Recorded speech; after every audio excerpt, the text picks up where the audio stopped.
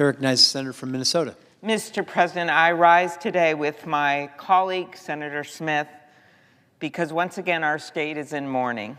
After a painful summer where we lost Leader Melissa Hortman and her husband Mark in a horrific act of violence, we were once again shaken to our core by a deadly mass shooting at Annunciation Catholic Church in Minneapolis. It happened during the first Mass of the year, an exciting time for so many students back to school, meeting their new teacher, seeing new students. Right in the middle of that Mass, 2 children, Fletcher Merkel and Harper Moisky, were murdered. We mourn for their lost lives, their families, the 21 people injured, including 18 children, ages 6 to 15. I think about the teachers and clergy who never imagined having to instruct children to duck under church pews to save their lives, and all the kids who were forced to grow up way too quickly. They will never forget that morning. On the day of the shooting, literally within an hour of the shooting, I found out that one of my former employees who worked in this building, who I'm very close to, Kate Nyland, she had 3 kids in that church this morning. She long left Washington, got married, had these 3 children, 2 of them twins, and they were all 3 in that church. Her daughter, Cora, who's in middle school, saw 2 of her best friends get shot, one in the stomach, one in the neck. And she had to run out of that church when they could get to safety and told one of their dads that his daughter had been shot. We have since heard about a teacher who got a kid out of a wheelchair, a child with disabilities, put him under the pew, and then shielded him with her own body. We've heard the words of a young child who was saved because his friend laid on top of him and got shot in the back. We heard the stories of the police officers who ran toward and not away from danger and saved lives. And we have heard the stories of the medics and the first responders and the doctors and the nurses in the operating rooms that somehow were able to save all those other lives. At 2 fine hospitals, Hennepin County Medical Center, as well as at Children's Hospital in Minneapolis, and I'm sure several others. You know, it is such a close-knit neighborhood that surrounds this beautiful church. Annunciation is a church on a hill, but it's not a church alone on a hill. It is a church that's attached to a school, and it's a church and a school that are right next to houses, literally a few yards away. And then next to the houses are more houses. And then next to the houses are a shop. And then next to that is a restaurant. And then next to that is another big high school. And then next to that are more houses. So many houses filled with families who on that day, Wednesday, August 27th, had to tell their own kids the horror of what happened in every single one of those houses. You can't hide from this, as much as you want to shield your kids from these kinds of stories. But when they're 6-year-olds that are in the mass shooting, that are in the church, who are the neighbors and friends of the kids in the other houses, every parent had to tell their kids about it. This church, this school, these people of faith, these neighbors, they've all been incredibly strong. And even on this horrific day, I saw hours after the shooting, neighbors sitting out on their lawn chairs with food for each other, neighbors hugging people they knew and hugging perfect strangers whose lives had been just turned upside down. But most of all, I've been thinking about that little 8-year-old Fletcher Merkel, 10-year-old Harper Moisky, and their families whose lives were taken that day. And I'm going to start by talking a little bit about them. Fletcher was just starting 3rd grade. He loved his family, his friends. He loved fishing and cooking, and in his dad's words, any sport that he was allowed to play. His dad also said that Fletcher was on his way to becoming a wonderful young man. In light of his family's tragedy, the family has urged people to wear bright colors to his funeral this Sunday to honor his memory, and he asks all parents to give their kids an extra hug. Harper Moisky, the other child we lost, had just begun 5th grade. Her parents described her as a bright, joyful, and deeply loved 10-year-old whose laughter, kindness, and spirit touched everyone who knew her. She was adored by her little sister. Like so many girls her age, she would have sleepovers with her friends. They would stay up late watching movies and doing each other's makeup. So I met that family just 10 hours after they lost Harper. They joined thousands of people at the Academy of Holy Angels nearby because they didn't want to be alone. They wanted to be with people from their community, whether they knew them or not. They were there to hear from the Archbishop. They were there to hear words of comfort. And I met Harper's little sister sitting quietly on her mom's lap, holding a teddy bear, knowing her life would never be the same. Harper's family was clear that they want to see us take action. In her parents' words, change is possible and it is necessary, so that Harper's story does not become yet another in a long line of tragedies. Change is possible, but it takes courage. And that courage isn't supposed to come from parents in mourning or from defenseless kids in mass in the first week of school. 6th graders should not have to protect 1st graders. You know, I'll never forget meeting several of the Sandy Hook parents in 2013, and I've shared this story with some of the parents at Annunciation. It was the day that we had the vote on the bipartisan background check bill. I remember Joe Manchin was trying to get that done. It was a strongly bipartisan bill. It was one of my worst days in the Senate because they were in my office, and I had to call Joe to get the latest because he was trying to get the bill done and tell the families that we weren't going to be able to get it passed, so we were just missing a few votes. And I remember that day because one of the moms in my office described how her son had severe disabilities, and he had a school aide that would be with him all the time. And every day before he went to school, he would point at the picture of the school aide that was on their refrigerator because he loved her, and he did that day. So she told me that was the last time she saw her son. He's autistic, loved that aide, loved his family. And hours later, she sat with other parents in the firehouse in Connecticut, waiting as one by one kids would come in and their families would cry and grab them and hug them and whisk them away. And pretty soon, the families left in that firehouse knew that they were the ones left. They knew they would never see their babies again.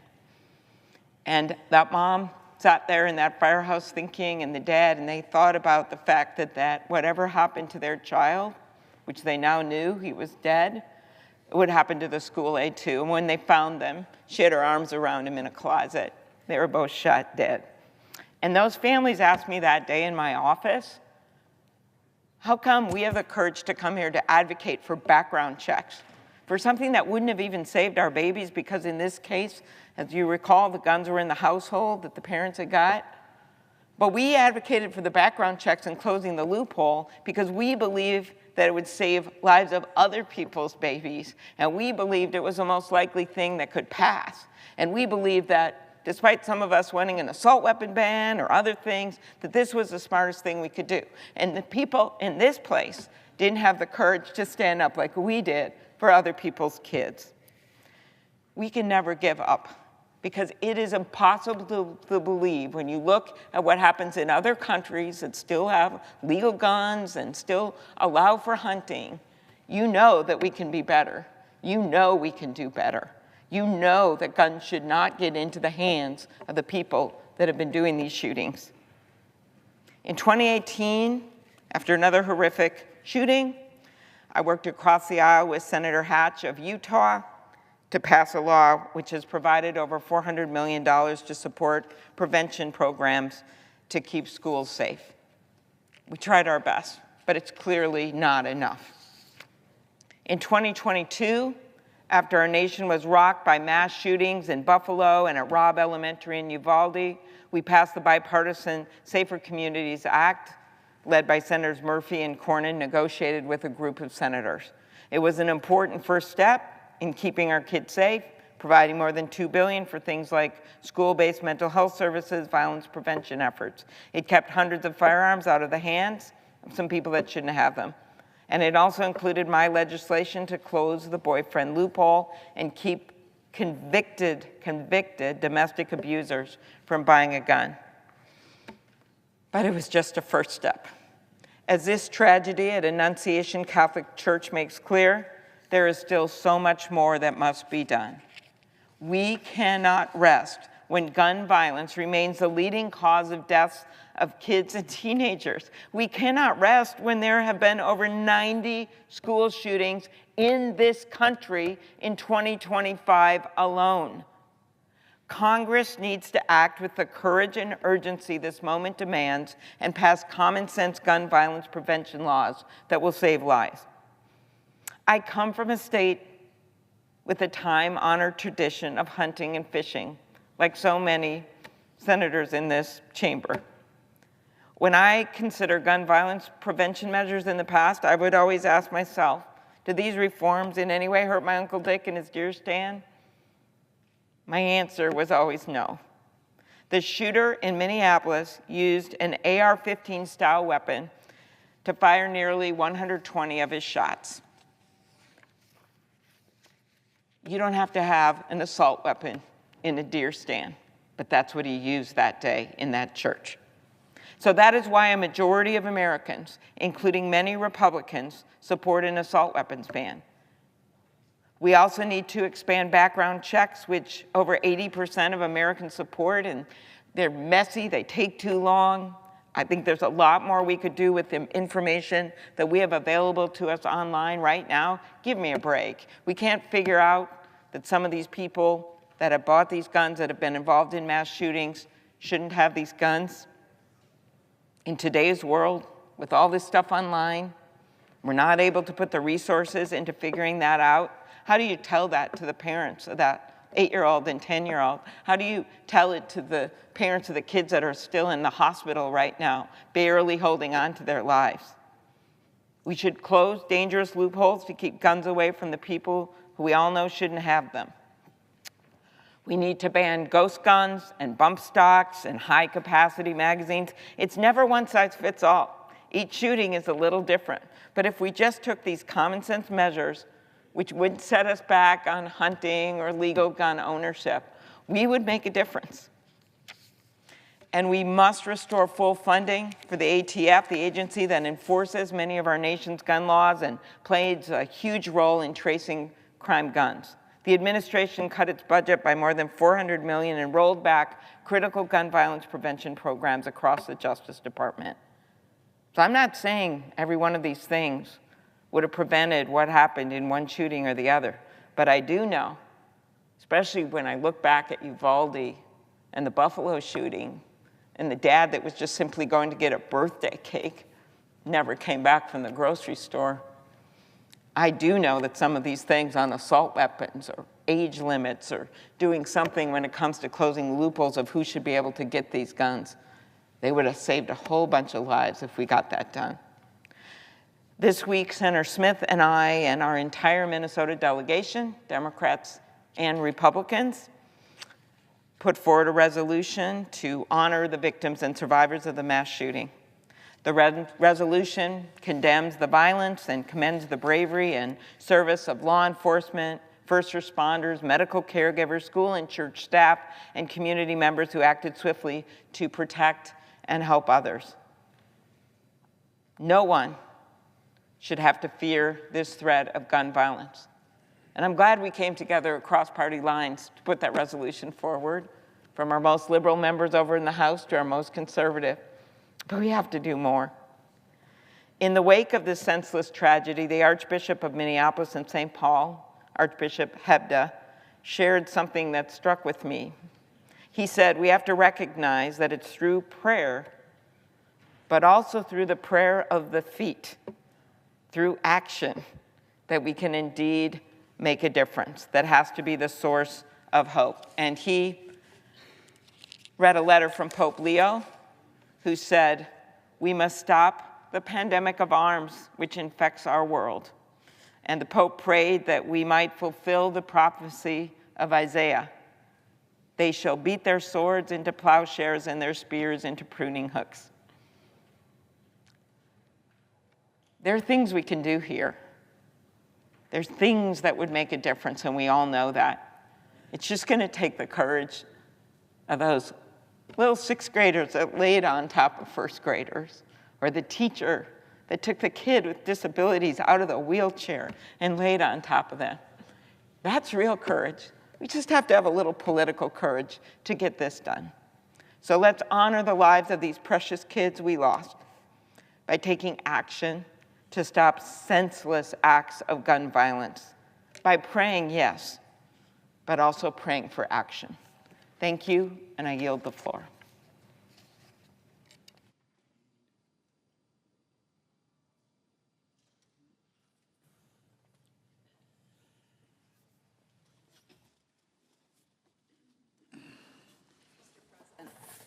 Senator from Minnesota. Mr. President, I stand before this body trying to make sense of the terrible shooting at Annunciation Catholic School, just a couple of miles from where Archie and I live in Minneapolis, and I can't. I can't make it make sense. You know, I know this neighborhood really well. I've lived in and around it for many, many years, and I also know Annunciation School. Mr. President, Annunciation School is one of those places where, whether your kids go there or not, it's 2 degrees of separation from everybody that you would know. If it's not your child, it's someone that you know, their niece, their nephew, their grandchild, their child.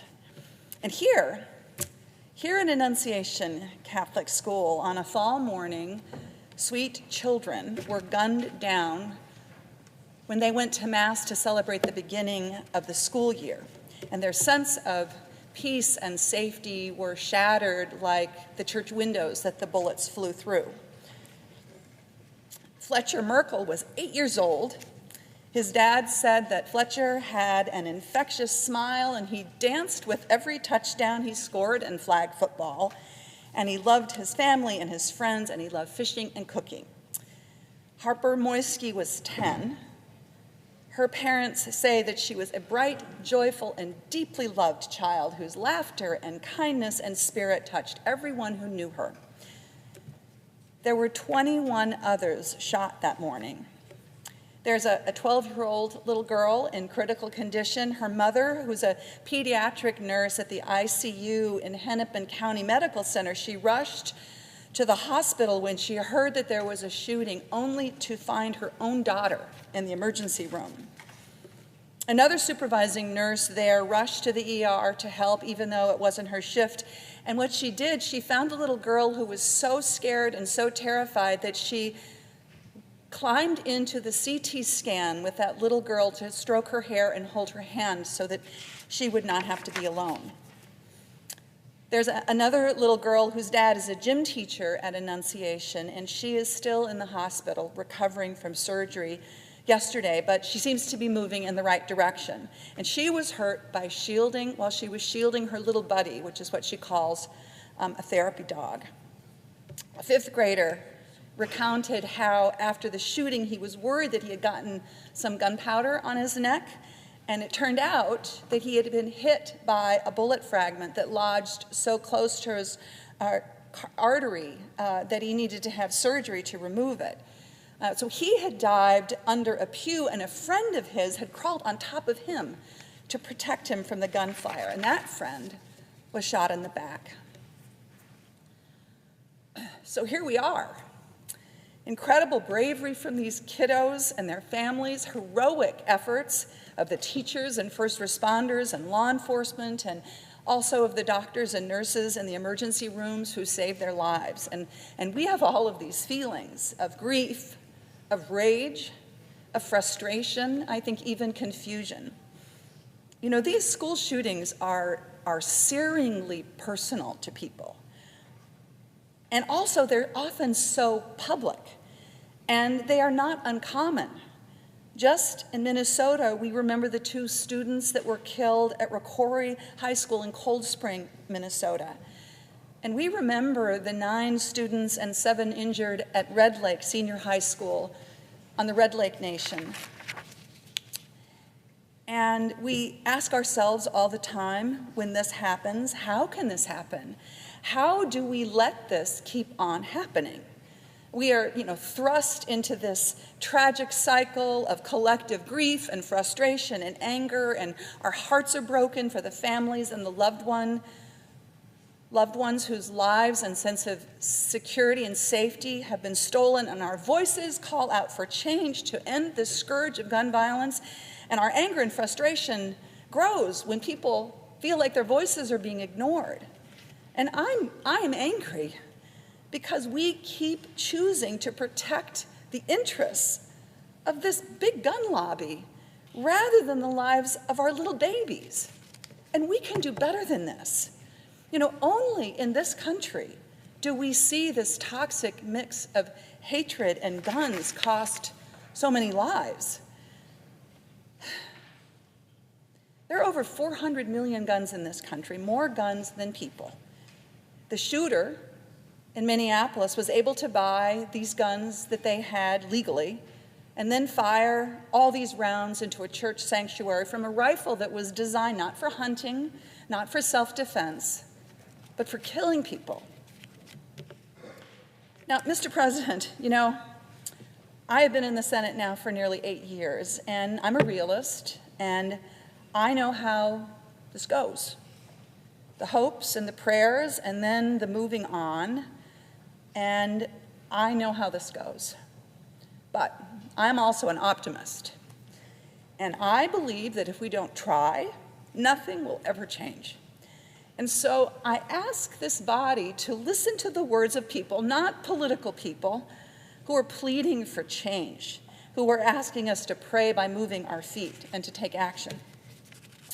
As my dear colleague, Senator Klobuchar said, Pope Leo asked this past weekend for us to plead to God to stop the pandemic of arms, large and small, which infects our world.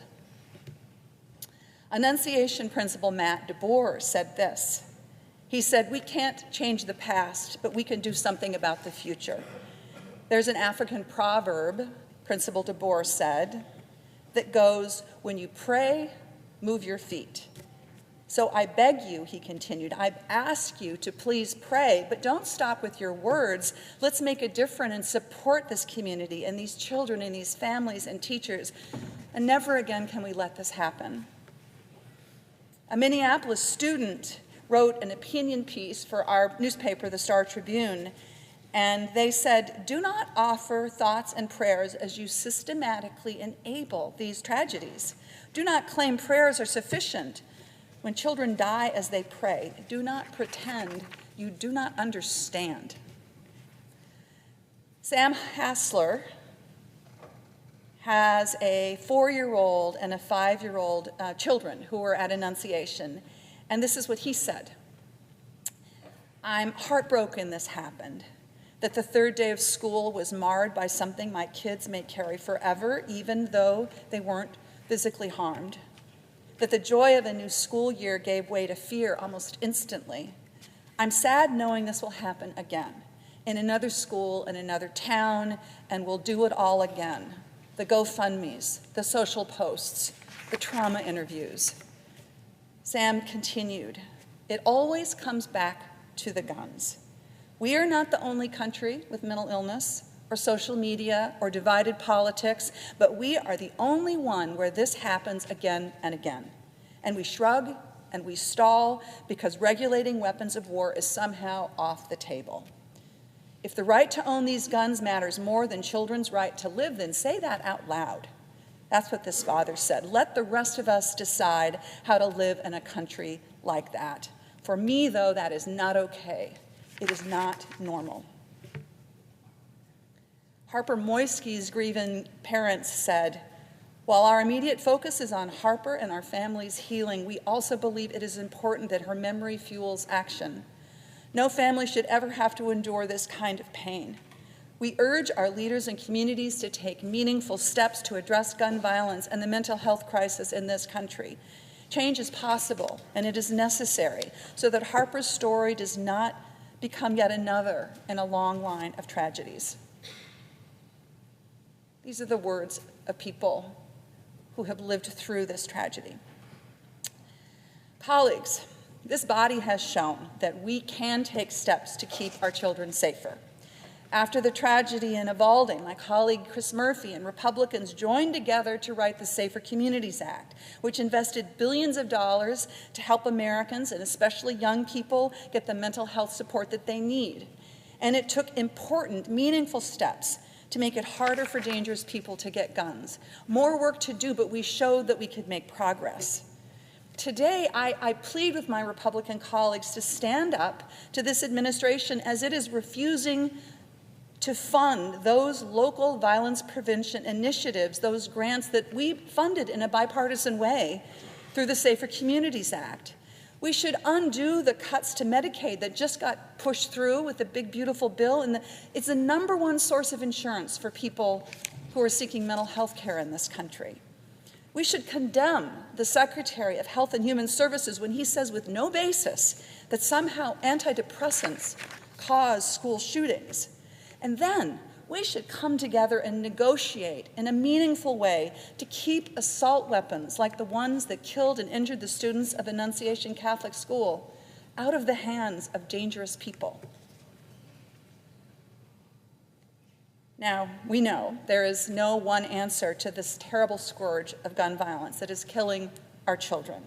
There is no one thing that we can do to change the shameful statistic that the #1 cause of death for children in this country are firearms. But because there's no one answer doesn't mean that we shouldn't try. We have to try. And so to any Minnesota children, especially those who go to Annunciation School, that are listening right now, I just want to say to you this.